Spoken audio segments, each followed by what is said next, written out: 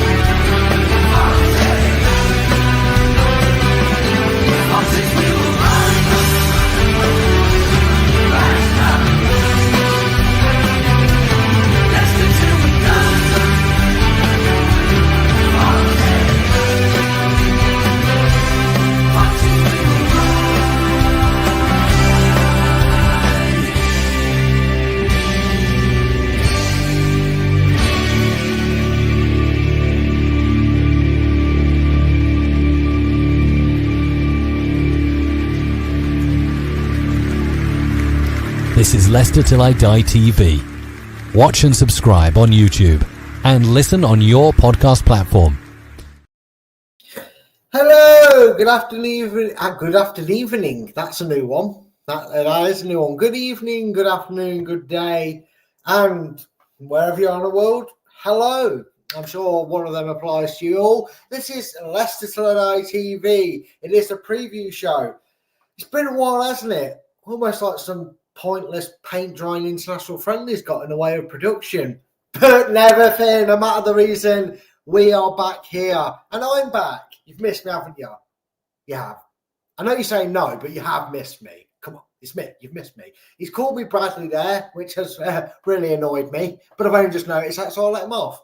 I'll have words with my lawyer later. I am Brad from Leicester Till I Die TV.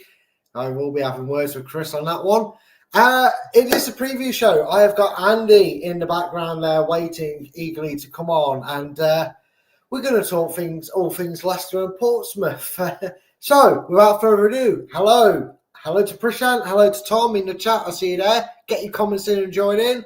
Without further ado, let's bring in our guest, Andy.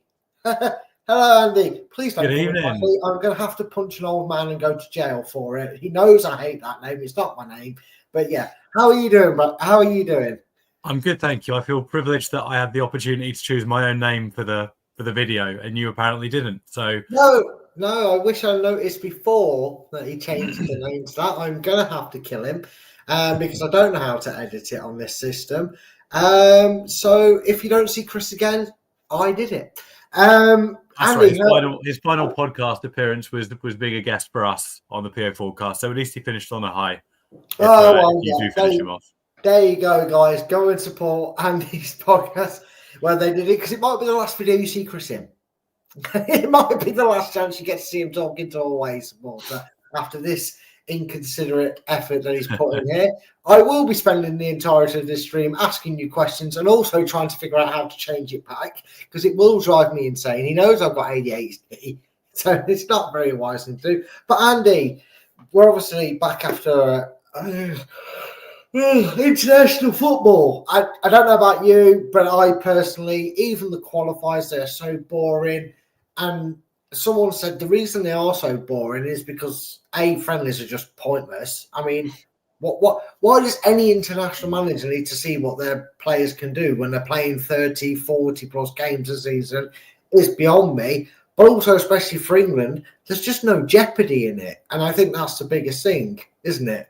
Well, I mean, I'm a Welsh fan, so there's quite a lot of jeopardy. So, yeah, that's your choice, not mine. No, I get what you're saying. No, I get what you're saying. Yeah, I mean that weird Venn diagram of Portsmouth supporting Welsh fans who sound a lot more English than they sound Welsh. But there's a good amount of sort of drama and sort of nail biting in our qualifying campaigns, which is nice because we didn't have any drama or nail biting for about 55 years. So it's nice to even be in with a shout these days.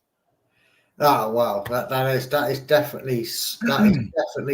Hey, I figured it out. I was listening to you talk about the pain of being a Welsh supporter.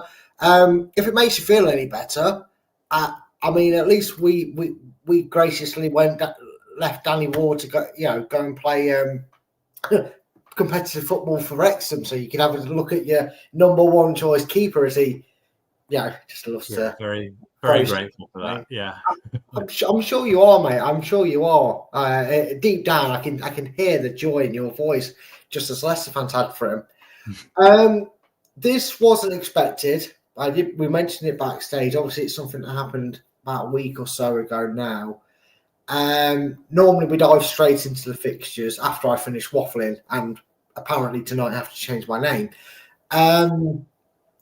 But we have a bit of a sad news that happened over the last week and a bit. And it's a man who, despite some things that happened in his shenanigans and his dealings and whatever, and the bad press that he got at times, for Leicester fans at least, he saved our club. There's no two ways about it. And we know Lineker and that put the money in, but if he didn't come in and buy us, it would have only got worse over time. That was a blockhead. And obviously, he came from owning you guys. I am, of course, talking about Milan Mandaric. Andy, just what did he do for Portsmouth Football Club in his time as an owner? And what are your memories of Milan?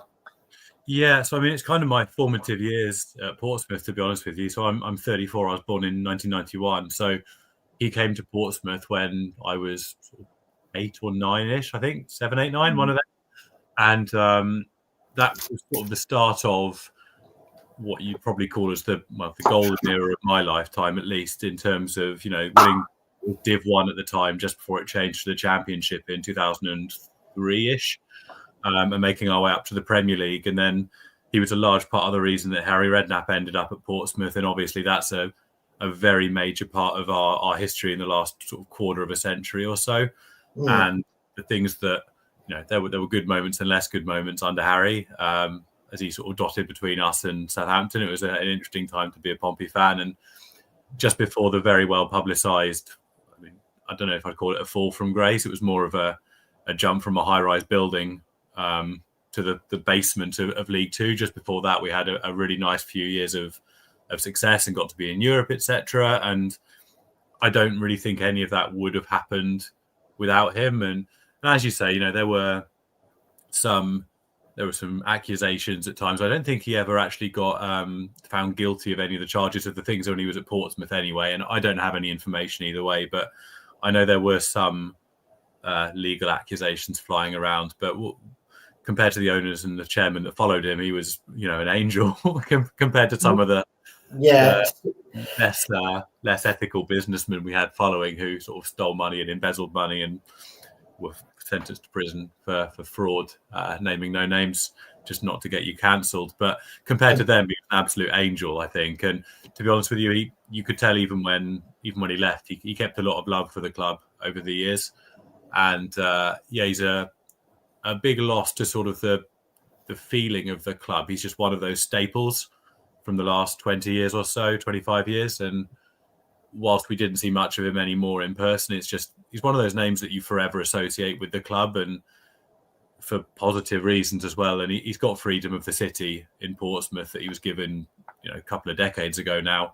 And that isn't something that's just thrown around to people. So it kind of shows the feeling that the average person in the city has towards him. So yeah, big loss. And I think a lot of people my age, or I'd like to think all the people of my age who are Portsmouth fans, are grateful to him for what he brought to the club, because I think we'd have had a very different noughties without him, and probably none of the really high points that we did manage to achieve in that sort of 2003 through to 2008, 2009 period before it all went a little bit pear-shaped. Yeah, it's funny that you say that about Mandaric, because he kind of had that effect with us, obviously. And they're all memes and they're all videos that people take the piss out of. But obviously you had Harry Redknapp and his love affair with Peter Crouch, Jermaine Defoe and Nico Cranchar, which is the biggest meme on Harry Redknapp to this day, I think. All them Herman Aridis and all that signings and all that you came in. But that was a big time for Portsmouth. Like you say, you won the FA Cup in the midst of that. They got you into Europe. And if you was to say probably, go back to that time in 2000, maybe back when Leicester and Portsmouth were fighting for what was the nationwide Division 1 title. before the championship, if someone told either of us at that point, your clubs are going to be in Europe and you're going to have this name and this name's going to play for you, we'd both sit in and go, right, they put the drugs away. But a nice idea, but it's not going to happen. How surreal was it? Because Leicester fans are going through that transition now, where we had the Maddisons, the Tillemans, the Vardys, obviously, the Robert Hoofs and the N'Golo Kantés and the Mahrezes. We had that period, and we're now on the come down. We've had the high of the drug of being in Europe, when obviously with the major exception winning the title being the biggest peak. But we've had Champions League nights, we've had Europa League nights, we've had Europa Conference League nights, an FA Cup win in there as well. How has it? How's that feeling transpire after that? Because you've had a few more years to go to. I know you said you went as low as League Two. Yeah, we're obviously hoping that doesn't happen to us. How you wouldn't trade it for the world, would you? Though, surely. It's a good question. I mean, what comes to mind is, I don't know if you know the Mick McCarthy is like a meme sort of interview of when he was possibly at Blackpool. They said, surely this bad run can't go on for any longer. And he goes, oh, it can. And that's basically how we felt for it. That's how we felt for a fair amount of time. I mean, obviously our trough, I wouldn't wish on anyone, including Southampton, including our rivals. I wouldn't wish a trough that big where you actually think you're about to go out of business. It's not something you wish on any club. And those League Two games where, the ball would get kicked out of the stadium and there'd be a genuine pause in play because we didn't have any other footballs by the pitch, was literally one or two footballs for a match day. And it's, to look back now, it's almost surreal to look at. It's kind of thinking about what it was like to first go into lockdown and see all the shelves empty in Tesco's. It's a bit surreal to look back at it and think that actually happened. But it was a very difficult time, obviously. I mean, we had it was all 1 month rolling contracts for players, and a lot of sort of 16-year-olds in the side who, with all due respect to them, you wouldn't say no to the opportunity, but they weren't even League Two footballers. We had the manager's son playing at one point, and in centre midfield, Andy Orford's son, Nick. And the quality of football wasn't good. We were getting out-muscled every single game. We had sort of two real senior professionals, people like Johnny Ertel, when it was at its worst. And the climb back up, starting with winning League Two in 2017. And I think we thought that progression might be slightly quicker than it was. We ended up in League One for another 7 years after that. Not through lack of trying, but through a lack of ability in playoff games, because Portsmouth have never won an FA Cup. Not an FA Cup. Portsmouth have never won a playoff tie in any league since our creation 126 years ago. Never won a playoff tie. So that doesn't really help getting out of League One. So we were there for a fair while. And it's lovely to be back in the Championship. This is kind of where I see our base resting point, to be honest with you. I kind of think mid-table Championship is where I'd quite happily, doodle about for a few years, getting some away days in, not having to worry about VAR, but also not having to do Burton Albion away on a Tuesday night. It's it's surreal when you're playing teams who, the fans of these teams near the bottom of League Two are unbelievable. So we're playing teams like, I don't know, Morecambe at the time, or like Dagenham and Redbridge Tuesday night, and they'd bring 17 fans, and you're thinking unbelievable from the 17 fans. But for us to be there after, a few years previously having won the FA Cup it's like a different ball game, literally, to be honest with you. And I don't think you're going to slip down that slope as much as we did, and I certainly hope you won't. But it's an experience if you do. Yeah, I mean, we have gone down to the depths of League One, but we probably had more of a fun time with it. Obviously, not at the time of the relegation. It's never nice to go through relegation, and we also lost that record because we was one of them few teams that are holding on to have never dropped out of the top two divisions. Since the beginning of football, not since the dawning of the Premier League either. So, it was one of them where at the time it was, but we were winning games. We were lucky in that sense. We were fortunate to have the ownership that we had at that point, which is the owners we've currently got. Well, obviously, rest in peace.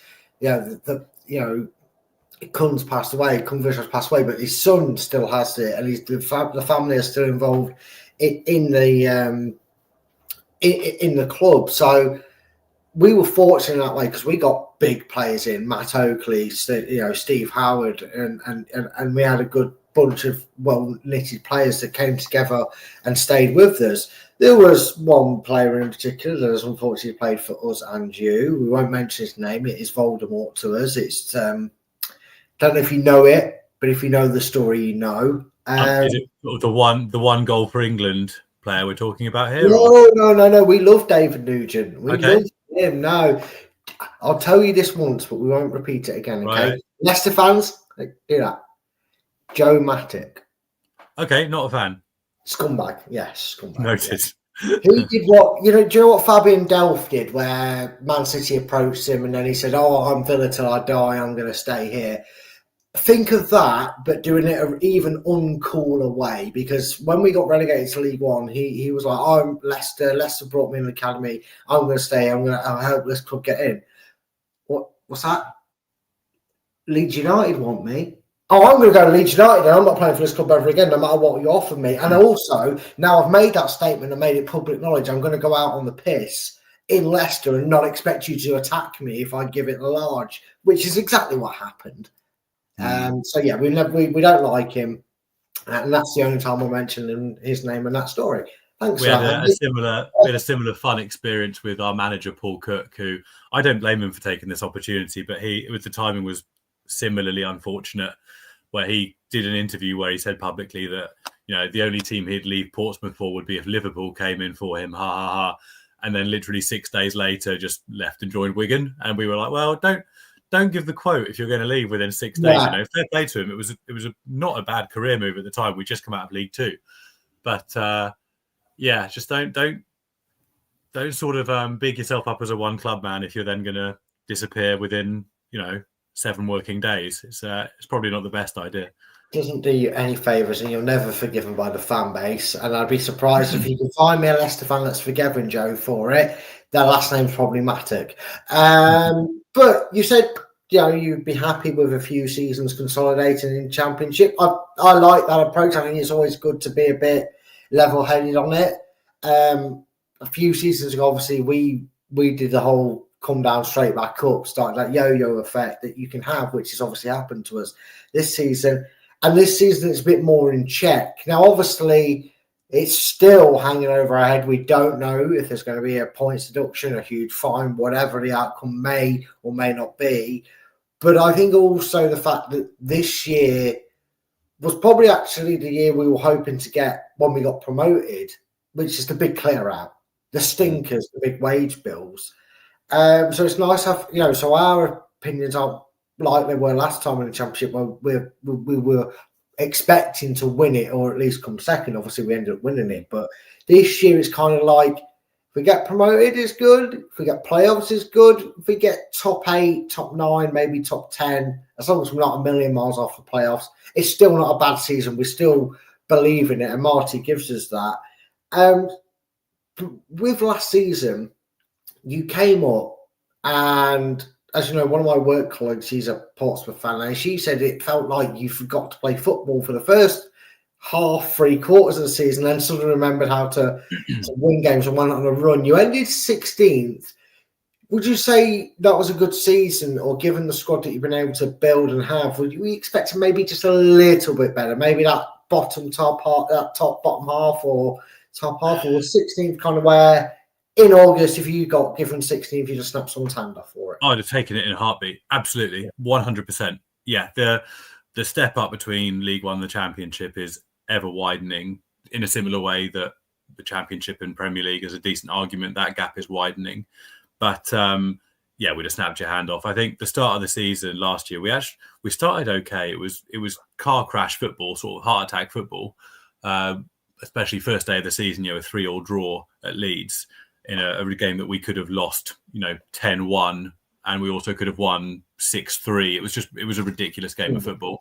But yeah, we started the season well. We had a really tough first 6 games, and we came out relatively unscathed. You know, we drew with Leeds, we drew with Luton, we drew with Middlesbrough, who we thought were going to be sort of three of the big hitters last year. Obviously, the Luton prediction backfired. And then we lost to West Brom and we lost to Sunderland and someone else as well. But they were a really tough first 6 games. And then we got to that 7th game and it was Stoke away on a Tuesday night. And we were like, right, this is where we start picking up points. You know, this is our time. And we promptly lost 6-0. And after the first 6 games had been a free hit, suddenly everyone panicked a little bit because we thought this was the moment where things were going to start coming together. And yeah, up to Christmas wasn't great, to be completely honest with you. As you know, I'd be disingenuous to say it was wonderful when we were sitting bottom of the table. But yeah, Fratton became a very difficult place to go. We were still very poor away from home to the extent that we were having some pretty noticeable squad rotation for away games. Well, not to the extent where you say, you know, you're throwing a game by any stretch. You know, there's players who are still able to compete. But you could see the games that Messino was rightly prioritising in terms of where we were actually going to pick up points. And then, yeah, nice little run towards the end of the season. I think we sealed survival with a 5-2, 5-3, one of those, maybe 5-3 win away at Carrow Road. Which was the game before, can't remember his name, was sacked from Norwich and Jack Wilshere came in till the end of the season. So that was a lovely away day to seal survival. But honestly, last year, anything except relegation was success because you need to consolidate. That first year, in theory, is the toughest year to stay up because you've still got a good chunk of your League One squad still turning out and having to step up a level. And yeah, it was a successful season in every way, in my opinion. Obviously, I can't speak for the entire fan base, but I don't think there'd be many who would disagree with me statistically that it was a success. I don't think anyone was really hoping for any more other than survival. Yeah, I mean, that's usually the media goal, isn't it? The media come out and they say, oh, you know, anything above relegation will be a bonus, but you know, maybe Oxford, they came up with you, I believe, didn't they? Yeah, they won the playoffs. Yeah, they may have been expected to have not been able to beat the drop, but obviously their objective would have been to finish outside it. So it's nice that some fans don't get ahead of themselves, unlike some Birmingham fans who thought they were going to romp this division and be on like 400 points by game week 2 somehow because they were so good. Not proving that the case so far. Having said that, I mean, I have just started a comment there by Tom because he's asked a question, but we are going to get to that, Tom. I'm going to ask you about that. You mentioned your managers there. Now, I don't know. Do you use these sites as much as I do? Sometimes you shop online. And we all love a bargain, don't we? We all love a bargain when you shop online. You've got this Temu thing now. You've got Wish, or maybe, you know, you've got all these things. You can find a good knockoff, a good replica on you know, on Amazon these days, even for the right price. Nice little knockoff versions. You know, the things that they look kind of like the actual product, but you can see they're definitely not. I have to ask, have you got the Wishord Jose Mourinho in charge of his name? Is he the Portsmouth special one? Tell us about your manager, and please tell me I'm not the first person that's made that reference about his name being slightly similar to Jose Mourinho. It's John Mourinho, is it? Messino, yes. Yeah, John Messino, yeah. Well, you ask if you're the only one to make that comparison. If we pick up a result at the weekend, you will comfortably before bedtime be hearing the chant, "Who needs Mourinho? We've got Messino." It's one of the more common chants from the fan base. So yes, you'll be glad to hear you're not the first to come up with it, or maybe you'll be disappointed to hear that. I don't know, but a bit of both, to be honest. he'll be quite disappointed to think that you said that he's a Temu version in that he might look a bit like Jose Mourinho. He might be offended by that, considering he's about 25 years younger and much more. But, you know, these days, Silver Fox and all that, people like this, they're older gentlemen. Maybe it's a compliment. Yeah, maybe. Yeah, he seems to fall out with his players a bit less than Mourinho does, to be fair. No. But no, he's fantastic. I think you have to give credit to the decision makers at the club when they appointed him, because it was such an unknown.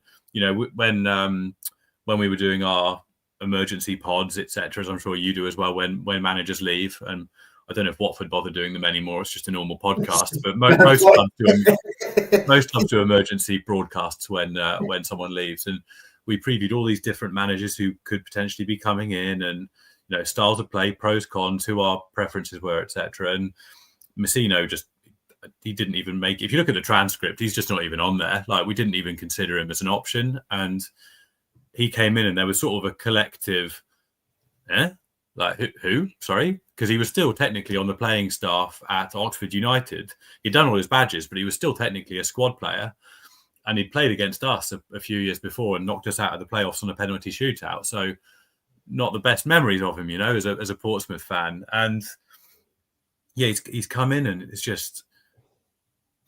it's a breath of fresh air, to be honest with you. I think the couple of managers before him, where we had, looking back a little bit, Kenny Jackett, who unfortunately it sounds like is really quite unwell now, but he was very much along the lines of, there was quite a divide between him and the fan base, in that he saw him and the dressing room being one thing, and the fans were very much on the outside. And a lot of us felt quite disconnected from the club at that point. And then we went down the opposite route and brought in the Cowley brothers, so Danny and Nicky Cowley, and they were so far the other way. They're just two of the best human beings. Danny in particular, obviously, we saw more of. He was more on the front line. Wonderful human beings, just the best type of people you could ever have around your football club. And when things didn't work out with them, it wasn't even sort of a vitriolic, angry response from people. It was just really sad, because we were so desperate for it to work out, for good things to happen to good people, and it didn't work out. So the personality was there, but then not the performances and the results. And we've sort of landed somewhere in the middle now, and it feels like they've learned from those last 2 or 3 appointments with Paul Cook before as well. And yes, Messino has made some mistakes because it's his first managerial gig, but he's learned from those mistakes, and you see that in how he can adjust tactics during the games more now than he could when he first took up the post. He came in right towards the end of the season and made us fairly hard to beat. I think we drew the first few games under him, and then kicked on at the start of the new season. And in his first full season, he won League One, which is something that Kenny Jackett hadn't been able to do in however many years, like his last 6 years, 7 years of attempts, 7 years. And then consolidated us in the Championship. So, yeah, I think that I'm quite happy with us floating around near the bottom of the Championship, but obviously safe, because it buys us some time with him. I think if we start sniffing around upper mid-table, he's going to get noticed more than he maybe already has. And I can see him having a sort of Kieran McKenna arc, if you take away the last sort of 6 months of it, where they've dropped back down and are currently losing to Middlesbrough at time of recording. But I can very much see him making his way up the pyramid a bit more, because he's got all of that sort of modern, the new style of manager coach, the very, very white trainers and the dark clothing and the good hairline and, all of these things. But he's also got the tactical nous as well. And he's really well spoken, and he's very honest and doesn't BS you, with the exception of injury news, which was just completely fictional when he says it. But I'm okay with that, because, why should he give out information to other clubs? Excuse me. And yeah, he's just come in and done a cracking job, to be honest with you. And he comes across as likeable. I'm sure you'll see his interviews at some point at the weekend. In victory, draw or defeat, he's pretty honest about it. He's pretty magnanimous. And when he, you compare him to someone like Will Still. Obviously, I'm a little bit biased here, picking on the Southampton side of things. But after our 0-0 draw with them, you compare their post-match interviews, and Messino is articulate. His body language is good. His posture is excellent. Not that counts for much in football interviews, but his posture is good. He just looks like he's engaged in the room. You feel the intelligence coming out of him. And then Will Still is sort of there hunched over the microphone, looking like he'd rather be anywhere else on the planet than there, sort of grunting his answers out. And yeah, I could go on for another half an hour, and I won't. But he's not Temu. He's not a Wish version. I'd take Messino any day of the week. Well, there you go, folks. Sometimes you're actually better off getting the namesake as it is. We've just had that with Marty. He wasn't so much like he hasn't been doing the job long. Obviously, he was at QPR. but we had so many names coming into it. We were like going back to, I don't know if you know In-Betweeners. You know, the guy who, Intimately. Simon, is it Simon who wants to get with Carly, whatever? Yeah. Anyway, you're the one who's desperate, who finally gets with her, and it's not what he thinks he's going to be. Anyway, we kind of had that with Graham Potter, but we learned on the third time we're not going to go there with Graham Potter. And then sort of out of the blue, over like 24, 48 hours, Cifuentes came into the frame. He was suddenly so engrossed in the idea that he was willing to pay his compensation. He wanted on board. And it was a surprise in a way, but it was also quite refreshing, a bit like your mate John, because I'm gonna have to call him that by now, because I will say Mourinho by mistake. We'll have to call him John, because we kind of got burned in the same way that I feel like your fingers crossed hoping doesn't happen if you have a really good season, because we had Enzo, we had Enzo Maresca, and now I know there was some difficulties between the board and him because he was promised money, and then it came to January and he didn't have any money. But he kind of, as soon as Chelsea went, Enzo, he jumped before they'd even finished a sentence. So we kind of burned by a manager that used us as a giant stepping stone. And look, don't be wrong, what he's doing at Chelsea is absolutely fine. I'm not discrediting his managerial skills, but it was like we were a gimme. We should have been. Obviously, not always the case, but we were pretty much a gimme that with the squad we got, if we held it together, we were going to go straight back up, and we did. We did. Obviously, we made some good dealings with Fatawu, who we made permanent and that, but it just feels like with Cifuentes, the way he's gone about it since day one is really refreshing. It feels like he wants to be here. It feels like there's not a stepping stone. There's not a one and done. It's if I want to be here in the long term, or at least in managerial long terms these days, 3, 4, maybe even 5 seasons or more, he'll want to be here, get the club back to where it needs to be, and kind of try and close that gap between the Championship and the Premiership, which is obviously something that is getting beyond repair to the point that the clubs are coming up for the parachute payments and not expecting to stay up. So far this season, I think Burnley are in the bottom 3, but all 3 of the teams are doing it again. Although you could argue Leeds and Burnley have had a bit more of a crack at the whip over the last 5 or 6 seasons to really be a bit more fresher to take it on compared to a team like yourselves or Middlesbrough, who are currently top of the Championship, and Coventry, who are second. But still, that's what it is. So it sounds like we've both got good managers. Am I right, just quickly, in from what you've already said, going off what you've already said, expectations this season then? Is it a case of mid-table, another one? As I said, another one. Is that the case, or are you now starting to maybe look a bit higher than that? Or is it just, no, mid-table is fine with me for this season? I think you always want to build, don't you? I think we need to be aiming higher than last year, purely because what's the point in, football if you're not aiming to make it a slight improvement on the previous year at least, but within reason. But if you offered me sort of 11th, 12th now, I would, take your hand and say thank you very much. See you next season. But there is that temptation to look up a little bit. Having said that, I watched us play Ipswich a couple of weeks ago, and they're not even having a particularly strong start to the season. I don't know if we just caught them on a good day or what, but they look just a level above. They were faster, stronger, played better football. It finished 2-1, but it should have been something nil, really. They should have scored more than 2, and it was one of those games, when you lose 3-0 and you say we were lucky to get nil. It was kind of like that, where they just looked like a better team. They looked a class apart, and we don't really have the consistency week in, week out.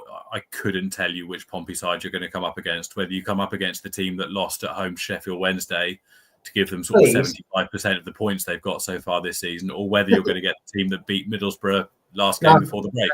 I've got no clue. No, thanks. No, We'll take the first. We'll take the first, not the latter. Thank you for that one. Yeah, but I mean, it is nice to see because, like I said, you don't want to put the horse before the cart in any circumstances. So it's very refreshing to have an opposition fan on here. Although, to be fair, second time doing this since we started this channel, being in the Championship, it seems that Championship fans have their heads screwed on a little bit more realistic than some Premier League fans. I won't say anybody, but there we go. Honestly, Brad, I think the further you go down the football pyramid, I think there's sort of a rate of return on how much more people's heads are screwed on. I genuinely believe that if doing our, like, no offense to all the other podcasts in the Championship, they're all wonderful, but in terms of aspirations, etc., we've been doing our pod all through, how many, sort of six of the years we were in League One, we've been doing our podcast. And, the average Joe fan you meet down there, who's one of, the 23 people coming down for an EFL Cup game on a Tuesday night, and they're getting home at 4:30 in the morning to go to work at 6 for a game that they know they're going to be playing youth players. That's like, the salt of the earth kind of fan that I can get on board with. And I think that the higher you get up the pyramid, and especially once you get into the Premier League, you lose all sense of reality and perspective once you get too high up. And I don't know where that line is, but before it becomes actual lunacy, which I think most of the Premier League is.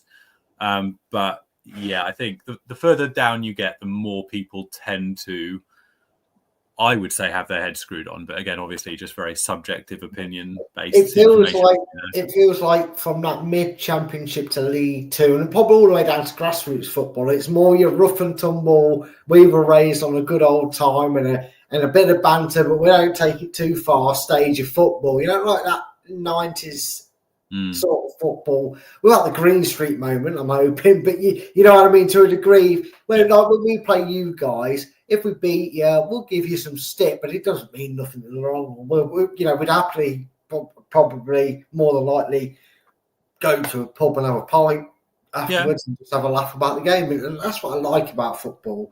It's the toxicity levels, I think, is the right way to put it these days. It seems a lot lower in the lower leagues. He's right here, Chris. The good-looking host is right here. I don't know what he did with Bradley, but Brad is right here. I've come to save the day. Don't you worry, Chris. Yeah, you keep your sinful face off the screen. We'll have words, Chris, about that, but we'll have words. Sorry, just to throw you off there. No, that's absolutely fine. I think I was just going to say, when you guys come down to Fratton Park later this year, there's pretty much all of the. There's no pubs I can think of that are home fans only, etc., which I've seen at a couple of away grounds in the Championship. It's home fans only pubs. I don't think it's common, but I've seen a lot more of them here than I did in League One, for example. And yeah, if you go into Fratton, somewhere like the brewery that we go to before the game, it's depending on the club, but it's not uncommon for it to be sort of 30%, 35% away fans, and never seen a jot of trouble and never expect to. And the only time that you'd potentially expect to see trouble is the Southampton games, and the county police have enforced for our game at St Mary's. We were all on coaches with full police escorts. Barely saw any Southampton fans, to be honest with you, other than them doing that through the window at us and that sort of thing on the coach. So yeah, there's no real, I say opportunity for it as if we want to, we don't, but there's no real even chance to if you did want to. Nowadays, you'd have to really go out of your way to get yourself in trouble, and I quite like that. I don't really go to football to get in a melee, to be honest with you. It's the team can ruin my weekend enough without someone else doing it for me. Yeah, exactly. I feel like, well, obviously there's only a year difference between the pair of us, but I feel like I was very glad that I grew up a youngster in the 90s. So my granddad used to take me to most of the games. So obviously he would select wisely probably which ones to go to. Obviously we had Coventry and Derby then, so we didn't really go to any of them. But I remember going to see Arsenal play, and it was nothing like what you get now with how it is. So yeah, probably best that football is the way it is these days, and I just don't see the point in it. Back to the game in hand, though, the Leicester Portsmouth. It's been a while since we played each other. Yeah. I said to you, I thought maybe we had a cup game against each other. I felt like we'd played each other before. Then again, I still feel like yesterday was 2003 in my life. So that probably shows you the difference of how quickly time flies by. I will be honest, I don't remember this game. The last game I remember actually haunts me. I think you beat us 6-1 and it was on Sky. Yeah. So that overcame my own. But apparently the last time we played, it was a draw double. Both. Yeah, we drew both games. I know that we drew both games. Yeah, I don't remember them specifically, but okay. Did you go, or do you have any memories of them? Doesn't matter. If you I did. I definitely didn't come to your stadium, and honestly, it's one of those things out at Fratton Park where the game. I'm old enough that the games are all blended in. I have no idea if I went to the game at Fratton Park. I may have been there. I may not. A 1-1 draw isn't one of those that's going to stick out in the memory for any right or wrong reasons, is it? I may have been there. I may not have been. I don't buy programs. I don't keep paper tickets because of the season ticket. So I've no clue, to be honest with you, Brad. Let's say I was, just for the fun of it. Yeah. So we're not live. We'll edit it out and just say yes, I was. It was really great. Sure. Yeah. On to a little bit of a fun part then, because I'm not going to draw it out. It is what it is. Unfortunately, sometimes you go a period without it. It's not going to live long in the memory. A little bit of fun now. Head-to-head record. I warned you about this beforehand. Yes. Now this is all competitions. I must confirm this. I must go through with my adjudicators that this is confirmed as all competitions. So if we played each other in the Milk Bottle Cup, it's on this record. Head-to-head records. Leicester and Portsmouth have played each other 64 times. Now, you would know at least 2 of them were draws. In fact, when we were in Nationwide, we drew we beat you at Fratton Park, and then you drew with us at our place. I think Paul Merson scored the equaliser. Could be wrong. Okay. 64 games.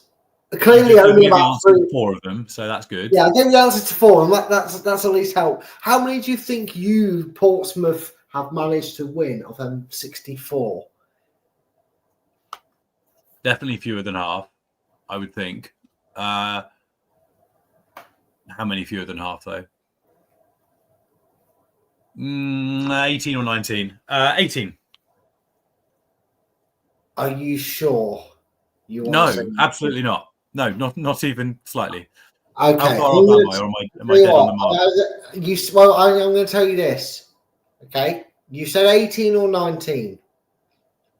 One of them is spot on. Oh, really? Oh, this is like golden balls where it's. I know it's like, do you split or steal? But I've not. Have you just said the right answer, and I'm trying to talk you into changing your answer, or were you on the wrong track and you? I'll stick with what I've done because I'm assuming there's no prize for this, is there? I mean, just pride. That went years ago. Yeah, Brad, that's a complete unicorn. That doesn't exist anymore. So there's not a real prize that's attainable. So I'll stick with 18. He's stuck with 18. I mean, we don't have the budget for a prize. Otherwise, I'd tell you now that Chris is going to give you his credit card details. But you should have swapped to 19.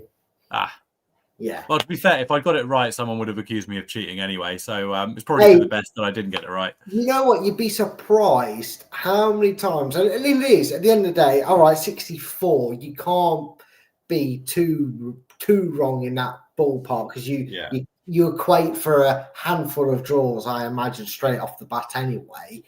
So, but you'd be surprised how many teams. Obviously, I didn't do it for the Wrexham fan because we played each other about 11 times. But you'd be surprised how many fans get quite close to it, like 4 or 5 either side of the number. And you were in fact, you did say the spot on, but change it to 1 below. So, hey, I mean, I'll take it on a technicality, Brad. Absolutely. Yeah, on a technicality, you can have a bonus point extra for your true or false quiz later on. Thank you. Next time I'm coming to terms with the fact that my pride disappeared in 2012, I will use this moment to get me through it. So thank you for that. Exactly. There you go. I'm glad I could be a service of it. Right. We've got, it's a weird one, isn't it? 7:45 on a Saturday just doesn't sound right. It just does not sound right whatsoever.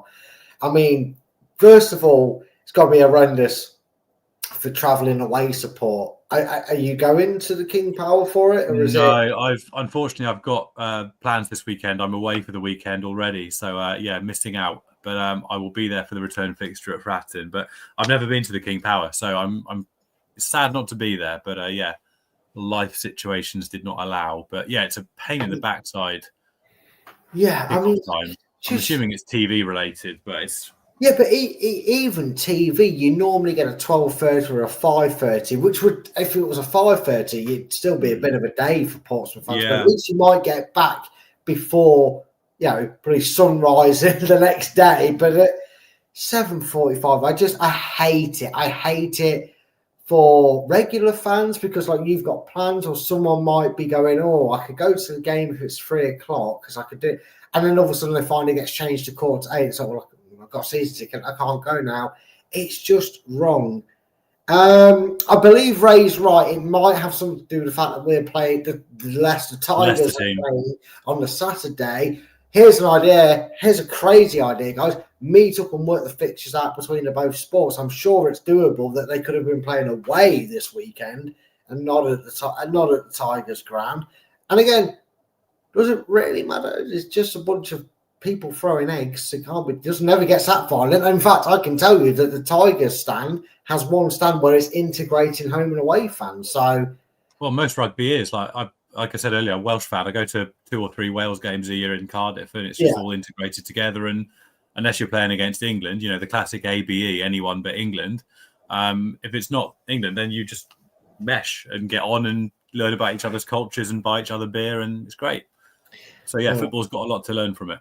Yeah, yes, it really does. But the fact that we're getting moved for an egg chasing sport makes it even worse for me. Look, I love watching my country. I know you support us. I love watching them do well. If they win the Six Nations, great on them. But if they don't, well, it's just typical England. I mean, it's not a sport I have a love for or affiliation. I keep an eye on the Tigers. I don't like how rugby does its league. How can you win it but not potentially win it? I don't know. But enough about that. What can we expect from you? Not you personally, Andy. We can expect a very good guess from you. I know that answer already. But Portsmouth, what can we expect from you? How will Portsmouth approach Leicester? Because Tom said it earlier. Let me just scroll up and bring up his comment, because he made this question for you. He said, Andy, do you guys mix up formations? I swear you're now playing a 4-2-3-1 when you were something different early doors. Is it rush? I know you said what Portsmouth's going to turn up, but are you changing formations? Is he very fluid with that? Or was that just is it kind of like the opinion we got with Marty? It's an opponent by opponent basis where you might run a tactic for 3 or 4 games, then you play bottom of the league and you go a bit more attacking, you play top, a bit more defensive. What can we expect from Portsmouth? Marty's got live for this stream, so don't tell us too much, okay? Honestly, don't worry. This is all only on a need-to-know basis, so I'll just give you the broad strokes. Well, generally, whoever we're playing against, it will generally start as a 4-2-3-1. What the main difference will be, depending on the opposition, is whether or not they execute a really high press out of possession and try and have a possession turnover high up the pitch, or whether we execute a much lower block. I'd imagine against you this weekend, it's more likely to be a lower block. I'm ready to be proved wrong. I second guess Messina all the time and frequently get it wrong. But yeah, I'd imagine it will start as a 4-2-3-1. It'd be very surprising if it didn't. There have been occasions where it sort of switches to a 2 up top later in the game, but it's unusual. There are a portion of the fan base who think that we should be trying 2 up top purely because Connor Chaplin's come in on loan from Ipswich back to his wonderful Portsmouth, and where he came through the youth system and played for us in, I want to say, League Two years and years ago. But there is sort of a few people more than a few people calling for him to have an opportunity playing in a 9 role up front, rather than in the 10 where he does most of his work, alongside Colby Bishop. But yeah, I'd be very surprised if we lined up with anything other than a 4-2-3-1. I'd be staggered. Yeah, and then obviously the joys of football these days is Leicester start with pretty much the same, like a 4-3-3, if you will, but it's more like a 4-2-3-1 in possession, and then it's like a flat 3 when we're off the ball. So I suppose that's why sometimes to a neutral fan, if you will, if we see you play, you see it differently. So it could be, in terms of formation, strategically the same. Obviously, we've got our threats that come at you, and again, tit for tat. You scratch my back, I'll scratch yours. So if your man's just listening to this, I'm going to tell him something he should already know. I'm sure. Obviously, John is a massive, podcast fan, and you've sent him the link to come and watch this show. I'm no doubt. But Big John, obviously, our main threat comes through Fatawu and Monga and Mavididi, respectively, on the less. More Monga at the moment than Mavididi, but that's just entirely because of where they are in confidence and form. You obviously would know him, but Jordan James is becoming swiftly one of them players that Leicester fans are having to tell themselves, don't fall in love with Aloni, because he has suddenly found a bit of form and is doing wonders, for us as a club. Cheers, brother. I only thought I'd seen a 4-4-2 switch at times. Explains that well. Yeah, there you go, Tom. Yeah. Asking you shall receive the answer to your question. Exactly that. Obviously, we've still got a few players you could class as Premier League talent, or at least they've been in the Premier League to have the advantage at this level. Like Winks is the most notable one. I won't say the other top teammate we got from him, because his name represents where he should go, and that is in the bin. But now I've told you our danger, man. Come on, I've given you that information for Big John to know. You can text it him afterwards. Who's Portsmouth one to watch? Who's the danger man? And if he's got the ball and he's driving forward, or if he's a defender, who knows? Maybe he's shielding the back line. I don't know. Who's the one that Leicester fans should be looking for the team sheet, hoping his name's not on there? Well, you'll be thrilled to hear that the name that I would have answered won't be on the team sheet, because he is out injured, and that's Josh Murphy. So I'm glad to give you some good news. You're right there, Brad. Yeah, I am. It's just the one time that question has actually ever came back at me with he's injured, Brad. So like, as if you almost went, well, cheers for that, Brad, because I can't tell you. Thank you for reminding me. Yeah. Unfortunately, Josh Murphy, he looked very leggy against Southampton. Maybe not leggy. He looked like he was carrying a knock against Southampton. A little half a step slow. Didn't have a bad game, but little half step off it, and he hasn't played since. So he won't be around this weekend. Other key player would be Nico Schmid in goal, also out injured. We've kind of got some hits to key players, unfortunately. So in my very sort of short-term recent memory, if we're looking at pure recency bias, you're looking at Yang Min-hyuk, who Spurs brought him in from Spurs, and young player, South Korea under-21s, and took a little bit of time to settle. Didn't look really up to the pace first couple of games he played for us, very understandably. It's a change of football style, etc. But with Josh Murphy getting injured, he's playing on the left of a 4-2-3-1, left attacking midfielder. And he scored in the last couple of games, a couple of really nice goals. So he scored the goal against Middlesbrough for anyone who's watching this, who's either seen the highlights of that game or is going to go and have a look at those highlights. And he's looked quite promising, quite nimble, sort of good low centre of gravity, quick feet on the ball. Potential in more physical games. He can get a little bit out-muscled because he's just one of those sort of lighter frames, which is fine. Everyone's got their strengths and weaknesses physically. But he's looked fairly dangerous thus far. But waiting for Connor Chaplin, he's just on the verge of something clicking. He's come back to Portsmouth after being a youth player with us for so long and going and doing us proud at Ipswich. And he's come back on loan till the end of the season. There's rumours of him wanting to sign a permanent deal after that to move back down south, etc. And his first game back was Southampton away, and they hate him, which is brilliant because he celebrated in front of their end. And it was all, all of the stories were written, all the narratives were there. And it's just been a half a step off so far. A couple of efforts have gone, 3-4 inches wide of the post. And he looked really bright against Southampton without any massive end product. And it's just, we're waiting for it to click. And when it does, it will click spectacularly because he is a very good player at championship level. And I'm obviously hoping that moment it clicks is going to spoil your weekends, but it will happen at some point. Will it be this weekend? Who knows? Other key players, I think you're looking at Regan Poole in defence. I'd say sort of being a senior partner. Has a nice pairing that never gets to play together with Conor Shaughnessy. They haven't been on the same pitch together for ages because of alternating long-term injuries. And then they briefly got on the pitch together for a couple of weeks. Now Shaughnessy is injured. So we've got Josh Knight potentially starting at centre-back. And it's a bit of a patchwork team in places, to be honest, Brad. We've had some key injuries. But yeah, I mean, Colby Bishop is really what makes the team tick. He's blown a bit hot and cold this year. Some Pompey fans would argue it's a lot colder than hot. He's not your sort of 30 goals a season striker who's going to use his pace to get in behind the centre-backs. He's going to have long balls played up to him. It's his hold-up play to set up potentially Yang or Chaplin or Segacic, whoever is playing on the right and left of the three in the attacking mid. But yeah, Bishop, it's not quite clicked for him in terms of goal scoring so far this year. And his stats aren't brilliant. We were looking at his percentiles for various metrics on our pod this week, last week, and they're not quite there, but he is a really good player. And he's got these moments in him that can decide games. They just haven't been that frequent recently, and his penalty record hasn't been amazing recently either.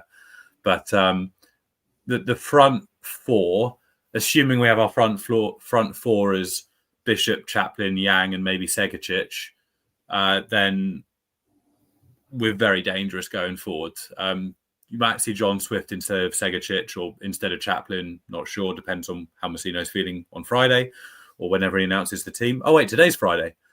So, yeah, they probably know. So however he felt today is how he decided the team. But defensively, potentially a few more question marks.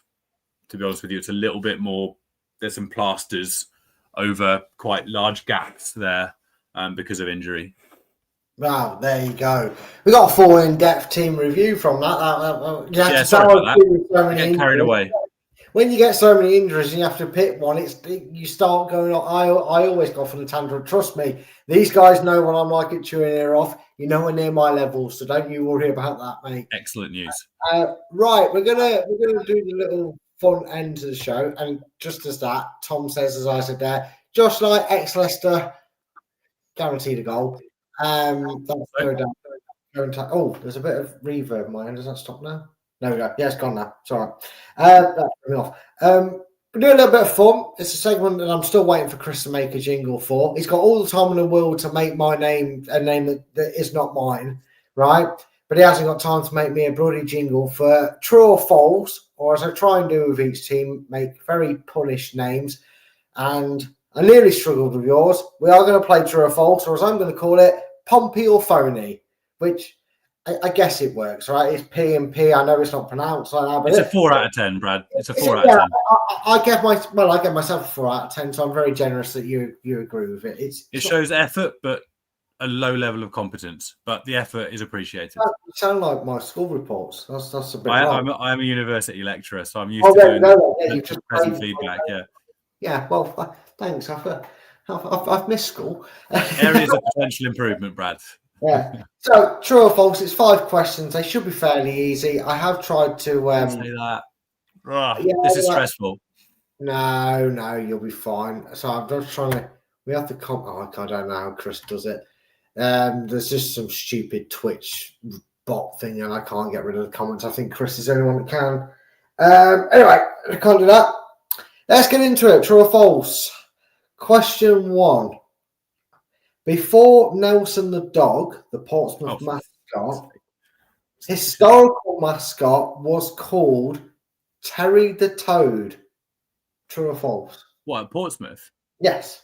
These are all Portsmouth-related questions. I'm not going to start asking you about Exeter or Leicester City or Charlton Athletic. These are all questions. So I'll repeat the question. That attitude simply isn't going to get you anywhere in life, Brad, to be honest with you. This is why my main memories are of the Domino's mascot. We had the Domino's mascot and the dog playing football with each other in the goal when they got rid of the dizzy stick. There's a frog around or toad around. Yeah, we'll go with true. Why not? Oh, Pompey, sorry. Whatever the equivalent of true is. Yeah. Well, Tom disagrees with you. That's fine with me. You said could be a toad, could be a frog. And if just like answering the 18 or 19, you'd have gone with your first, you'd been right. But unfortunately, you are wrong.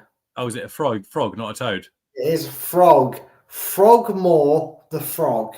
Because that is where Fratton Park is, I believe. Yeah, so Fratton Park's on Frogmore Avenue or Frogmore Road. So yeah, that should have really clicked in my head.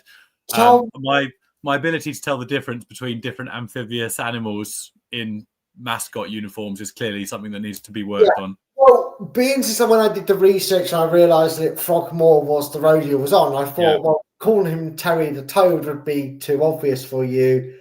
Well, I mean, Tom, if you look at the history, the reason you have the nickname Pompey is believed to be because of it's to do with the Navy or some kind of a sea vessel.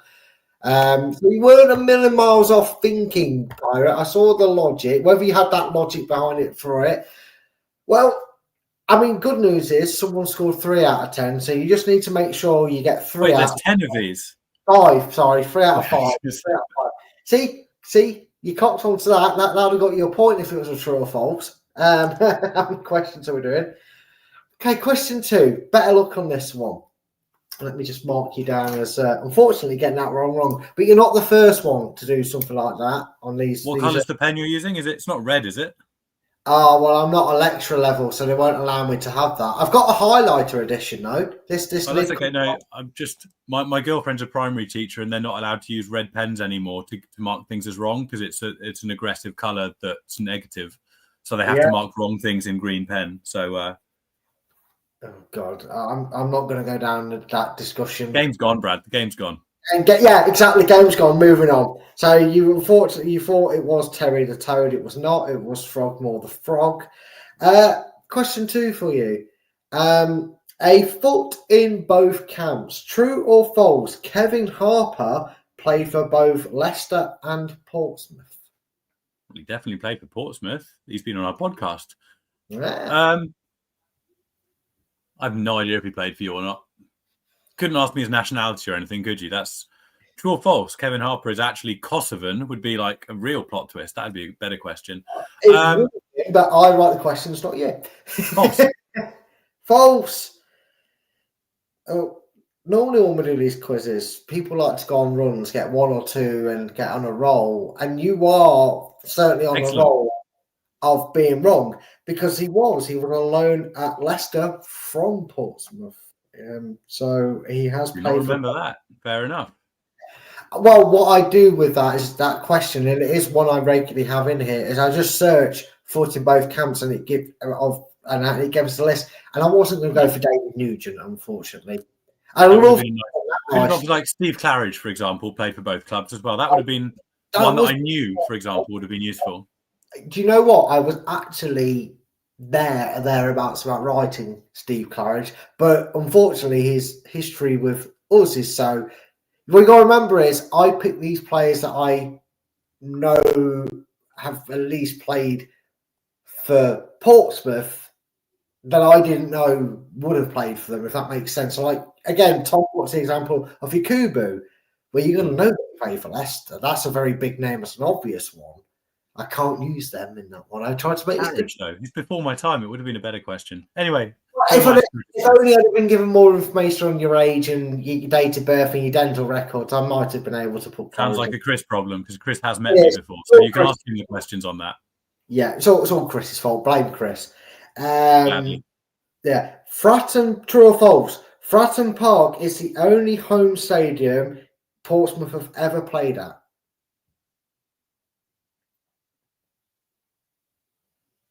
In my lifetime, absolutely. Go with your gut. Well, I'll go with true because I don't remember us ever being anywhere else, and I'm sure we were there in like the 40s, as far as I know. And there's only 65 years before that of our history, so yeah, true. Sometimes going with your gut It's the right thing to do. And it was in this case. You're off the mark, my That would have sir. been an absolute plot twist. Also, I think Tom made a good point in that I got a bonus point earlier on. Yes, I'd like to be held to that. Thank you. Sounds Oh. like I might need it. Thank you, Tom. Yes. I'll star it next to your score of 1 bonus point. No, that's what you do with points deductions. That's what you're probably going to see next to you in the league table later this season. Don't star it. Yeah. Just add a point. Hey, as long as we can get into a position where if we fall from 3rd to 6th or 7th from it by that time, because the way it's going on, it could go on that long. I'll be happy. Right then. Now I feel a bit bad because usually I try and make the early round questions seem easier. So I don't know how your general Portsmouth knowledge What are is. you talking about? There's been 3 questions and I've technically got 2 points, so I think it's gone rather well. All right, I'll give you that smart ass. All right, I'm glad this one's bad now. Okay. Due to a particular war, Pompey were technically FA Cup holders for 6 years. Oh, that's easy. Yeah, that's true. That's World War II, 39 to 45. Yeah. Yeah. Unfortunately, you're wrong because it was 7 years you would hold us for. 39 to 45. Yeah, they classed the year after when the FA Cup was lost. That's not testing knowledge, though, is it? That's what came up on the historical fact. They have it as 7 years. But 39 to 45. Yeah, 45 minus 39 is 6. That's what I'm going with. I wasn't around for the... I tell you what, I had a discrepancy with the question. I double fact checked it. They say it was a 7-year period that you were FA Cup holders. I'm going to overrule my own answer booklet here and give you that point because the math ain't mathing if it's... No, that's his bonus half a point, Chris. We've already done this, Christopher. You can't do it. You be judge, jury, and executioner on your own thing. So, yes, I'm going to overrule it and say that you are right because you even named the war and the time period. I don't understand how 6 is 7 all of a sudden. Well, it'll be because in 39 it broke out in September. World War II started in September, the second week of September or something. So they would have, I'm assuming, cancelled the FA Cup final in that May. Because at that point, I'm a history geek. At that point, it was fairly obvious that because Anschluss and all that had happened the year before 38, maybe. So this is derailing your podcast. Sorry. No, honestly, I'm all for facts. No, I didn't. I don't know. No, Bradley didn't get it. Yeah, in fact, I am Brad. So Bradley got it wrong, Christopher. He did, Christopher. Fun fact, we also held the record for how long people had held the Check and Trade trophy for because of COVID. So technically, we were the record holders for 2 major trophies because of 2. If you can get the Check and Trade trophy into a champ, that's got to be some doing. Longest Check and Trade champions, you'll never sing that. Get that trending. Number 1 at Christmas. There we go. We got the idea. Right, being as I agree with you that they should. Because what they say is it's from the period of 1939 to 1946, which is technically 7 years. But it's like, well, no, the war was 6 years, so they would have had it for 6 years. But because the trophy is documented as 7. So I did like that with the implication. Because VE Day is July, and VJ Day is August. So it would have, again, gone past the May of that year when the FA Cup final normally would have happened, I guess. I don't know why I'm arguing for the side of the argument that would take the point away from me. I'm not sure how this has happened, but I can see the logic. Take the point away from me when I've argued and justified giving. Yeah, it's up to you. Do what feels right, Brad. As you said, go with your instinct, go with your gut. I'll give you the point. I'm feeling generous tonight. And he's dealing with Fanny Schmeller. Yeah. Bradley Walsh and the Infinite Line. You know. Okay. Last question. Lumela Loire. What a player. Is Portsmouth's all-time Premier League goal scorer. I will reiterate, easy for me to say, Lumela Loire is Portsmouth's all-time Premier League goal scorer with 18 goals. True or false? Now, I will give you a hint here. It might be factually true, but the amount of goals might be wrong. Or I might just be lying and someone else might be top. Could be someone like Carney, could be Defoe, could be Peter Crouch. I'm just letting you So know. Your clue is that you've either made up the fact or you haven't made up the fact. That's a very helpful clue. I know, in a game of true or false. Da, da, da, da. That I could either be telling you the truth or a lie. You keep naming people who have come on our podcast as guests, and I'm sat here regretting that I haven't asked them these questions. We'll go false. We'll go false. False. Well, I can tell you this much. Lumela Luar is your leading goal scorer. But not with 18 goals. Exactly correct. Not with 18 goals, with 19 goals. Second in the list in 17 goals is Carnu. Okay. So, it's like you're trying to trip people up with this quiz. Very odd. It's almost like that's the point of a quiz. No. The point of a quiz is to test knowledge, not to try and get people to get the wrong answer. That's my pedagogical university hat on. Well, I prefer that version. I like you to get it wrong. You prefer getting people to trip up. I like it. I'm all for it, mate. I'm going to do to you what I did to another fan. You're going to get the half point for your bonus point, and I am going to give you that 7-year, 6-year, because it's just ridiculous. Because that's literally because of when it got cancelled and when it got restarted, they technically put it over. So, good news is, you got 3.5 because I give you the bonus. Bad news is you're bottom of the leaderboard. Joint bottom or absolute bottom? Good news is you're joint bottom. Oh, we take that every day of the week. You're joint bottom with, I believe, the Wrexham fan, if I can find it. The Swansea fan got 5 out of 5. Sutty got 4 out of 5. He was Clever people. Birmingham. Yeah, it's a Birmingham name. But someone else, I think it was the Wrexham fan, got 3 out of 5. So you are Welsh, so at least you stuck your Welsh counterpart there of Wrexham. He got 3 and a bonus point, and you've got 3 and a bonus point.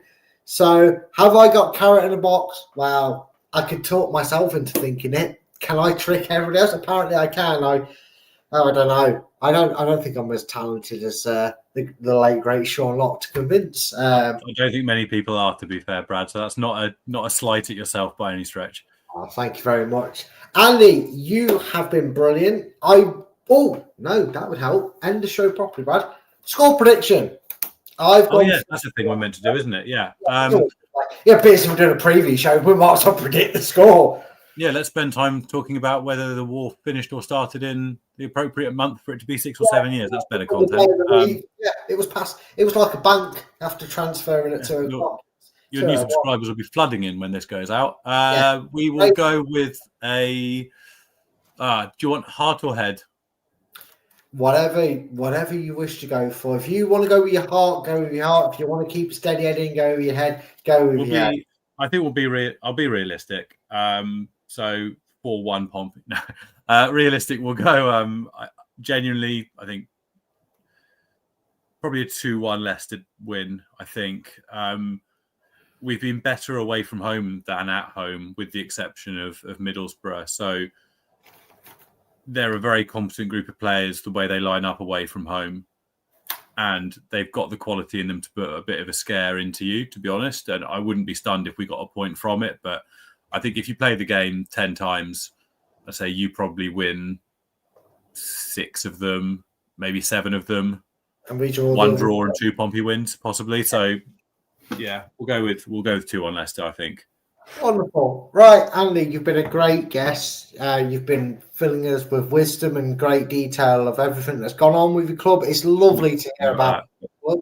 No, don't apologise for it. Tom says, cheer, lads. Great show. Best luck for the rest of the season. Thank you very much, Tom. Superb stuff. Cheers, Tom. I would wish you good luck, but I'd be lying. Obviously, after Saturday, have as much luck as you want until we meet again at Fratton Park. But just let everybody know where it is they can find you, and obviously some poor sod got the pleasure of having to interview our Christopher for it. So let everybody know where they can go and find the old senile old git on your channel. Yeah, and then Christopher joined the senile old git on our channel actually. So he had the pleasure of my company. So Yeah, we are the PO forecast. So it's the first half of the Fratton Park postcode. So P letter O number 4, CAST, which if you put into Google comes up with Did You Mean Podcast? So it's not the cleverest name for a pod anyone's ever come up with, but we stick with it. If you search for that or Pompey News Now on general Twitter, whatever it's called, Facebook, Instagram, you'll find us on there. And whether or not you come back to listen to our review next week is probably going to depend on the result of the game. So you're very welcome to come and have a listen. We're audio only. It was quite a short episode this week because my 2 co-hosts were stuck on a cold train station with a cancelled train and doing their job respectively. So it was only me this week. So it's a bit of a shorter episode than usual. But yeah, your listeners, viewers are very welcome to come and listen to us. We're not on YouTube. We're an audio only medium for reasons that are probably fairly obvious looking at this side of the screen. We don't try and splash our faces out there too often. We don't have the attention, Camera, you guys surely could. There you go, guys. Make sure you go and check out the PO forecast or podcast if you search it, because it'll probably come up with that anyway. Go and find it on all your podcast platforms, whichever they are, and go and lend Andy your ears, but make sure you clean them before you give them. So we don't want to give them filthy ears. Just give us a 5-star review, and your ears can be as filthy as you want. Well, there you go. There you go. I take back what I say. Go as in whatever state you want. Go and check it out. Give it a listen. You'll have a recognisable voice on there. Won't be mine. It'll be that senile old git Chris's. I'm going to have him for this, that name change. He thinks I won't let it go, but he's right. I won't let it go. Andy, thank you very much for joining us. You've been a gracious guest. Obviously, after Saturday, all the best in your quest for survival. I'm a poet. I didn't even know it. And we'll hopefully be able to catch up on the reverse fixture, Andy. Thank you very much. Absolutely. Yeah, thank you for having me. And same to you. Obviously, I hope this weekend is a total dumpster fire for you. But from Sunday onwards, hope you have a very enjoyable season. Take loads of points off Southampton, and hopefully see you up there in playoffs automatics towards the end of the season. So you can it doesn't really matter too much if you let us win at Fratton Park. That would be lovely to see us up in the playoffs with us. Hopefully, come the end of the season. Take care, Andy, and we'll have a good catch up at some point later in the season. Cheers, buddy. Cheers. There you are, guys. There was Andy, and that is a wrap, as they say. The show is over. The curtains are finally getting closed. The cleaner's telling me to hurry up because he wants to go home to his wife and kids. So I'm going to leave you and love you all, especially those of you that have been in the comment section. Those of you that are catching up, watching now, or maybe you've listened to it on your favourite podcast platform. Thank you for lending me your ears if you have. And also, if you are new, please make sure you have hit the like and subscribe button, and make sure you've turned notifications on to the channel, because it's a late one tomorrow. You won't want to miss Chris, the senile old git, the Grandpa Simpson to the LTID TV. We'll be back for a watch along tomorrow. I believe he's starting at about 7:15. Bit different than when it's a 3 o'clock. It's a bit easy to know on a 3 o'clock. It's usually an hour before kick-off that Chris gets going. But join us tomorrow night for the watch along as Leicester take on Portsmouth. And until then, if I don't see you then, I'll see you some other time. As I casually delay my outro for the bar to appear so I can hit the outro button. Until next time, I'll see you when I see you. Good night. Thanks for watching. These videos are tremendous. You better like them too, or I'll be back. This podcast is proud to be part of the TalkSport Fan Network. TalkSport. Powered by fans. That will conclude this evening's entertainment.